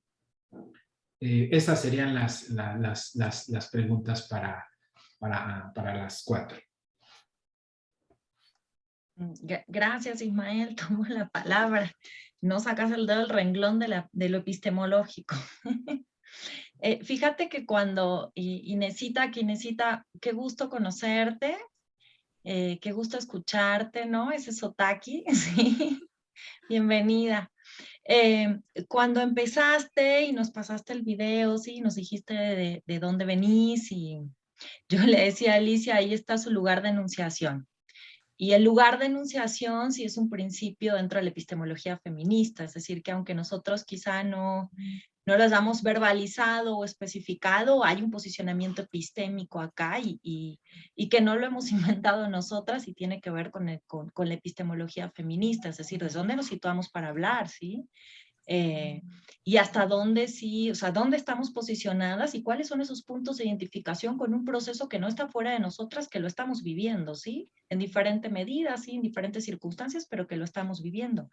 Y junto con esto del lugar de enunciación hay otras dimensiones dentro de la epistemología feminista que emergen a lo largo del trabajo. Por ejemplo, yo hablaba de un análisis documental feminista, es decir, el momento en que qué textos seleccionas, cómo los lees, cómo los contrapones, ¿no? Son decisiones que están orientadas por este posicionamiento epistemológico feminista, y ahí es donde vamos recuperando, ¿no? Otras miradas frente a la epistemología a lo mejor tradicional, es decir, bueno, sí, utilizamos análisis y recopilación de datos, una técnica, ¿no? Pues que es muy trabajada, ¿no? Y que está enmarcada en la epistemología tradicional, pero el tipo de lectura que hacemos, el cruce que hacemos de esos datos, cómo los enmarcamos, cómo los estamos situando en un contexto, ¿sí? Otro punto central, situar esos datos, todos estos elementos nos lo fue dando la epistemología feminista. Entonces, cuando decís, bueno, hacer un ejercicio, sí, seguramente, y además es un ejercicio cotidiano, es decir, que en la medida en que otra vez leíamos el texto ayer y con Alicia, empezábamos a encontrar otras vetas que necesitábamos trabajar o replantear, ¿no? sobre todo reforzando esta mirada epistemológica, que no es la que aprendimos, ¿no? Ni siquiera en nuestras formaciones disciplinares, que no es, digamos, la cotidiana, sino es la que nos ha obligado a nosotros a empezar a ejercer ruptura con procesos de construcción de conocimiento que están estandarizados en la ciencia y que han definido nuestra formación y incluso nuestro accionar, digamos, cotidiano en la universidad. Alice, no sé si quieres como agregar algo. Pues bueno, ahí yo dejaría, bueno, Belém ha venido trabajando más respecto a este posicionamiento epistemológico, que justo tiene razón. En cuanto escuchábamos a Inesita, Belém me comentaba la relevancia de incorporar eso, ¿no? De tratar de situar también desde dónde nosotros problematizamos. Y en mi caso concreto, ¿no? Que digamos, la entrada al documento en la que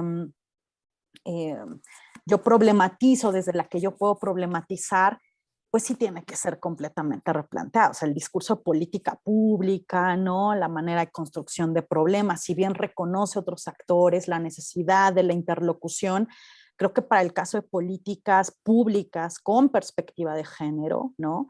Y yo agregaría, ¿no? Con una construcción feminista del problema, pasaría por incorporar las experiencias de las mujeres, ¿no? Invariablemente a la problematización, ¿no? Desde el Estado. O sea, a lo mejor yo lo vería desde ahí.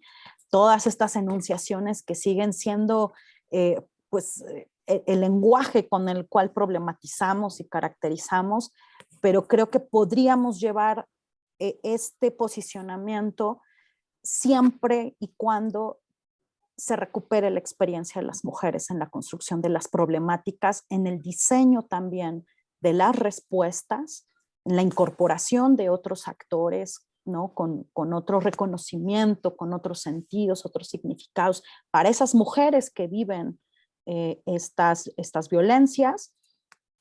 Y eso creo que desestructura, ¿no? O no encaja con la manera en la que se vienen construyendo y diseñando desde la jerarquía, la verticalidad, ¿no?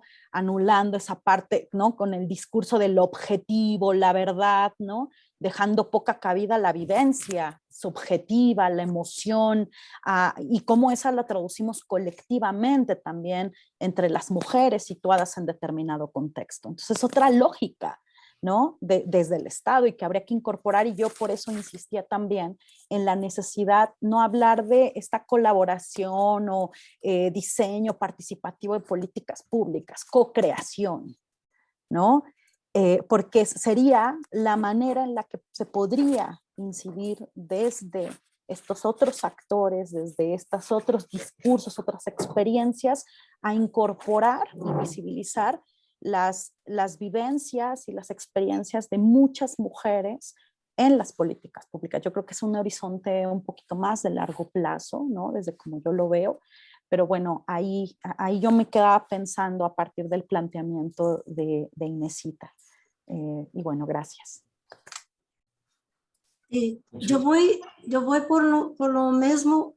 Ismael, ¿puedo hablar? ¿Sí? Sí, adelante. Sí, yo voy por el mismo camino de María Belén y Alicia, pero antes quería decir, María Belén, al respecto de mi sotaque, que no sé bien cuál es, porque no puedo oírlo, pero en 1993, yo estuve en Colombia, en el interior de Colombia, en Buga, para presentar. Yo trabajaba con agroecología en aquel momento para presentar algo así, pero cuando terminé de presentar mi trabajo, eran 100 participantes, solo uno brasileño, yo. Cuando terminé de presentar, de modo como pudo hablar, los coordinadores me dijeron que llegar a la conclusión de que yo hablaba español arcaico. No sé si era lo que era el español arcaico, pero identificaron algo muy antiguo en mi modo de hablar. Pero interesante tu cuestión, Ismael. Yo anoté algumas coisas e eu estava ouvindo Maria Belén e Alice, creio que exatamente o que elas estão pensando, pero vou aplicar um pouco acá. Quanto a Paulo Freire está em la base, no imaginário, em la base de casi todas as coisas que se pensaram depois dele.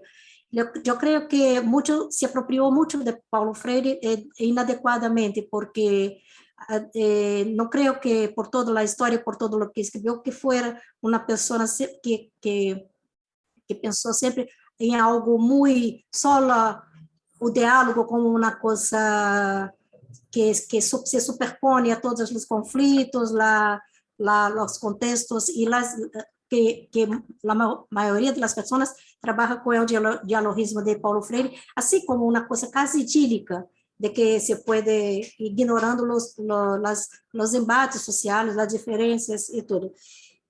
Pero a expressão, a tomada da palavra, não supone uma coisa muito pacífica. A tomada da palavra é porque a palavra está concentrada. Se eu vou tomar a palavra é porque não me deram a palavra. Eu tenho que tomar a palavra. Então,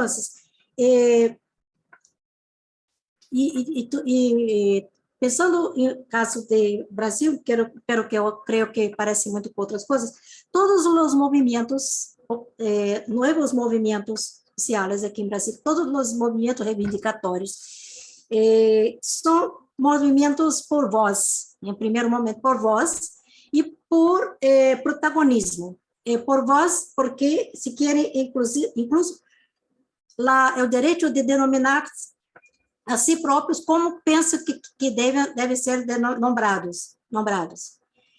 Então, por voz para todo, começando por a própria autodenominação.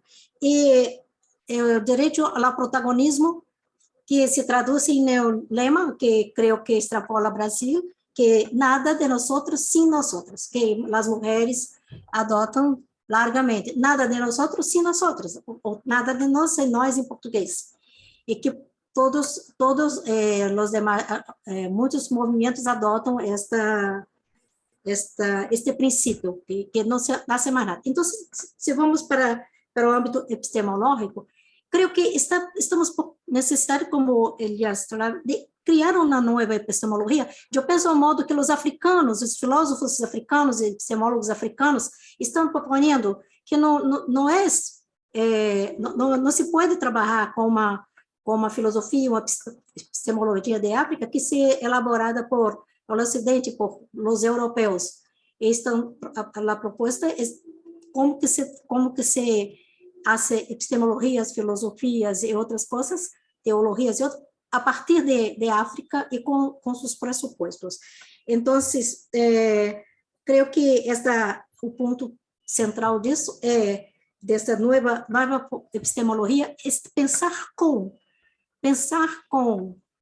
não só favorecer que o desequilíbrio, descompensação do direito de pensar, de falar e de pensar, mas a partir de uma estrutura por exemplo, governamental de uma universidade, como que se hace isto? Se temos também toda uma missão a cumprir, Pero pensar com, a partir de e com, não fazer nada que se para, pero pensar com. Esse creio que é o princípio que talvez Paulo Freire já estava lá tantas décadas antes, e que também estava com os autores pós-colonialistas bem antes até de Paulo Freire. Então, me parece que este é o caminho, pensar com e não para. As epistemologias têm que ser reconstruídas, e é um processo necessário de desconstrução, porque é muito difícil modificar, adaptar uma coisa que é uma matriz tão forte, tão arraigada, mas é necessário. E eu creio que o movimento feminista é muito importante nesse sentido, porque as mulheres, incluso mulheres das classes mais desfavorecidas, são muito fortes, muito determinadas, e elas estão à frente. Ayer, em Micali, hay una subida de un morro, como en español no sé, como un morro, una favela, que ayer la policía, como hace casi todos los días aquí en Río de Janeiro, la policía subió y mató una persona.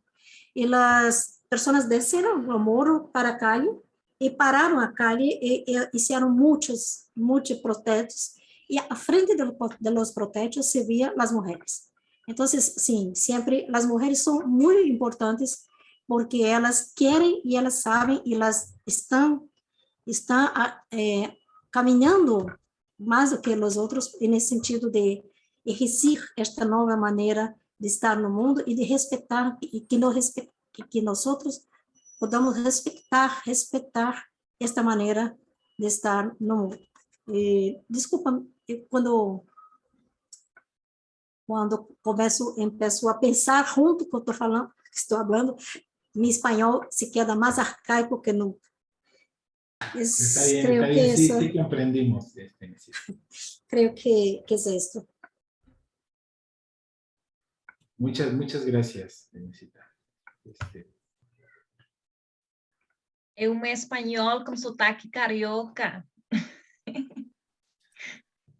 Y me gustaría decir, aprovechar que, no sé si viene otra cuestión, pero decir que yo tengo amigos, tanto mexicanos como colombianos. Una amiga mexicana se fue con COVID, pero otras están.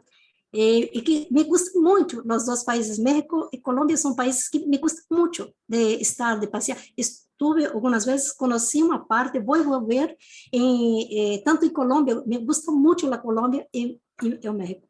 Y en junio, la Conferencia Latinoamericana de Salud, de Ciências Sociais vai realizar sua conferência bianual em México, na cidade de México, e já estou inscrita para volver e conhecer um pouco mais desse país maravilhoso.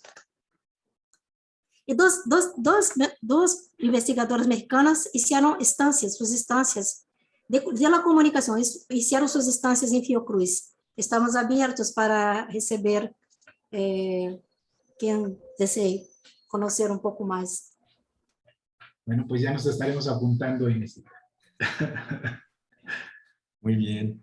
Pues no sé si haya más comentarios. Acá en Zoom no hay preguntas, solamente agradecimientos y felicitaciones a las ponentes. No sé, en Facebook creo que tampoco, ¿verdad, Ismael? No. No, parece que no. Solo aquí Cristian colocó algo en el chat, si no me equivoco. Sí, lo de la postura del presidente en el tema de Félix Salgado Macedonio, ¿no? Para gobernador de Guerrero, como complemento a su participación anterior. Entonces, no sé si no hubiera alguna otra pregunta o participación para ir comenzando a cerrar la sesión del día de hoy, por un lado, y y el cierre de todo el ciclo, ¿no? Del quinto ciclo de comunicación. ¿Cuánto ciclo de comunicación? Sí, quinto. Perdón. Quinto. Órale. Solo si me permites, antes de que lo cierres, pedirle si quieres tú ciérralo, tú eres más educado que yo. Ya se acabó, órale. Pero no, por favor. Adelante. Pues solamente concederle la palabra a las ponentes, a Inesita, Alicia, Belén, Itzel, si ellas quieren hacer algún comentario final con respecto a lo presentado hoy. Me parece que fue una sesión muy rica, profundamente potenciadora desde mi punto de vista en términos de la comunicación, y en general me parece que de las ciencias sociales nos dejan mucho trabajo para reflexionar. Así que les cedo la palabra si ustedes quieren hacer algún comentario de cierre. Adelante. Bueno, me robo la palabra. Bueno, feliz porque además sí hay una hermandad latinoamericana, sí, que hoy nos reúne, México, Colombia, Argentina, Brasil aquí. y qué gusto que podamos intercambiar cada quien desde donde está construyendo. Sumo a eso, ¿no?, la alegría de cumplir como un año más de trabajo en este espacio del seminario, con el esfuerzo colaborativo de tantas instituciones, ¿sí? La Intercultural, Querétaro, el CUI, Colombia, que se incorpora, ¿sí? Y la Universidad Autónoma del Estado de México, donde pertenecemos Alicia y yo. Felicitar a todas las personas, ¿sí?, que han llevado la coordinación, a Joel, a Ismael, y bueno, y en esta oportunidad, sí, tener este cierre con Inesita, muy congratulados y congratuladas de tenerte, sí, ha sido un gusto escucharte, y bueno, seguir trabajando para que el seminario sea un espacio que continúe en crecimiento y que sigamos sumando fuerzas, ¿no?, desde distintos espacios para hacerlo. Así que bueno, por mi parte eso es todo. Pues Y a vos, Ismael, que Ismael es el padre y madre.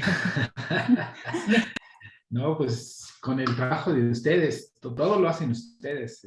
Yo feliz y contento de poder escucharles. Adelante, les dejo. Pues bueno, igual yo solo agradecería pues a los coordinadores de este espacio la invitación, la consideración. Ha sido un gusto, me he sentido muy cómoda y siempre muy bien recibida. Es la segunda ocasión que me han permitido participar de este espacio y lo agradezco profundamente. Ismael, agradezco tu anfitrionía siempre y un placer, un honor de verdad coincidir en este espacio con Inesita, escucharte. De verdad que me has simbrado en muchas cuestiones que recién me replanteo de manera conjunta con Belén y con Itzel. Entonces ha sido un honor compartir este espacio, escucharte y pues gracias. El honor fue mío. Yo digo eso antes, digo que cuando Ismael me invitó y me presentó la existencia del seminario, yo me encanté con la propuesta.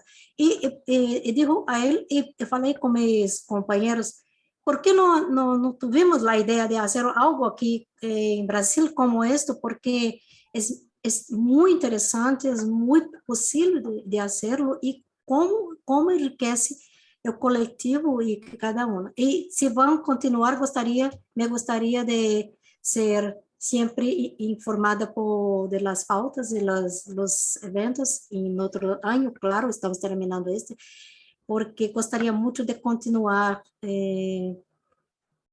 por perto e tomando, porque lo pouco que vi, lo pouco que eu escutei, aprendi muito. Me gusta estar com os latino-americanos, os brasileiros se apartam um pouco, por vezes, deste universo, pero a mí me gusta muchísimo y agradezco la oportunidad, Ismael, su gentileza, su atención, su cordialidad, y facilitó mucho mi llegada y mi participación hoy. ¿Sí? Un abrazo, un beso para todos. Estamos aquí en Brasil, estamos en Río, estamos en la Fiocruz. Muchas gracias, Inesita. Y sí, te tomamos la palabra, por supuesto que te vamos a invitar y vamos a buscar otros vínculos. Ya por ahí lo habíamos platicado, ya platicaremos mucho más largo y tendido. Por supuesto, agradecerle. Joel le tocó trabajar este año, mi reconocimiento, Joel, muy bien trabajado el seminario, yo te lo dije. Gracias por el apoyo. Sin el esfuerzo de Joel, pues tampoco hubiera caminado este asunto, ¿no? Ahí yo ando tras bambalinas, como siempre, de metiche, pero ya saben que siempre estoy a hombro partido también con el seminario como parte. Entonces, Joel recibe pues todo el agradecimiento y el trabajo que ha hecho, ¿no? Pues no me resta más que agradecerles. Joel, adelante, tienes la palabra. Tú cierra este seminario. Un abrazo a todos desde México y cuídense mucho. Adelante, Joel. Seguro que quieres que yo lo cierre. ¿Sí? No, pues nada, también agradecer. Inesita, sí, ya claro que te tomamos la palabra y podemos estarte mandando la información constante de las ponencias y del sexto ciclo del siguiente año, ¿no?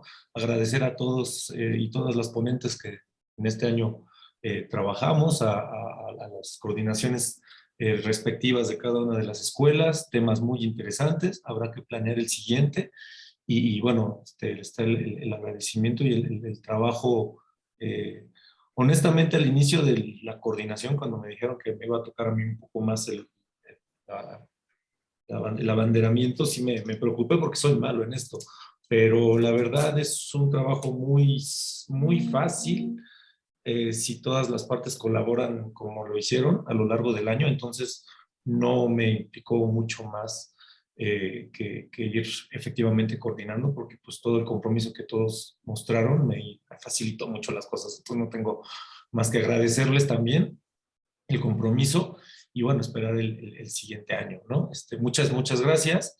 En todo caso, pues nos veríamos el próximo año de manera pública o semipública en redes sociales digitales y esperemos antes para cerrar el año para los trabajos alternos a esto, ¿no? Muchas gracias.